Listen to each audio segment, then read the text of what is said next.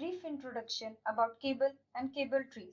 Here is one project in which you can see cable tray routings, control cabinets or control panels.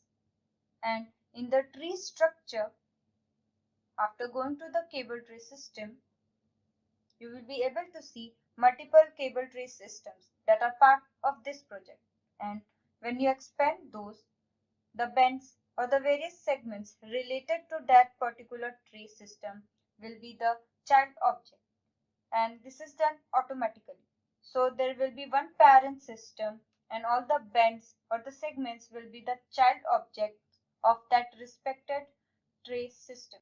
These trays are provided with the center lines or with the routing lines, which are used for virtually connecting the wires and the cables to these tray systems.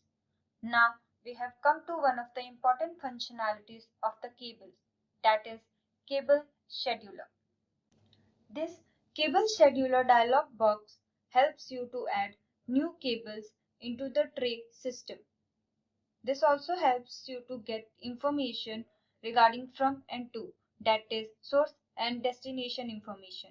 Also the length of the system and the fill factor is also calculated here. With the help of various buttons provided, you can add a new cable in the system, which will be in this tabular format. And you can directly illuminate the cables in the drawing. With the help of the connect cable option, you can connect the cables to the object and you will get the information such as the source and the target. You can also interchange the direction or reverse the direction of the cables. You can have a look into the table format and you can see that the connections are getting interchanged. Cables can also be disconnected. Let us see how to add a new cable. Adding a cable from the article selection box, and this is the cable which we have added recently. For giving the source and the destination information to this particular cable, let us make use of this button. Let this panel be the source panel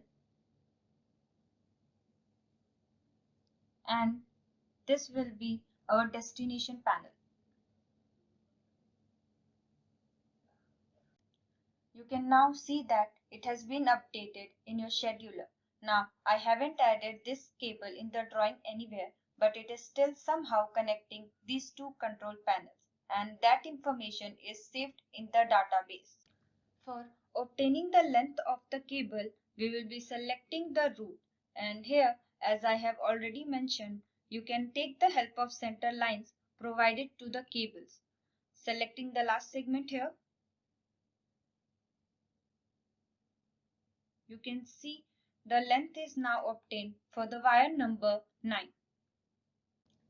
Now, if you edit the segment and go to the calculation sheet here, you can see the fill factor calculations can be made. Now comes the part of extracting the cable list from this particular information. At the project level, I will go to the report section where in the electrical engineering there is the option of extracting the cable list. After selecting the option of cable list from the reports, along with the to and from information, the cable list will be generated. So this is a sample report and you can see the information from the drawing is directly available in this report. This is how this tool ensures the complete solution for electrical and instrumentation design.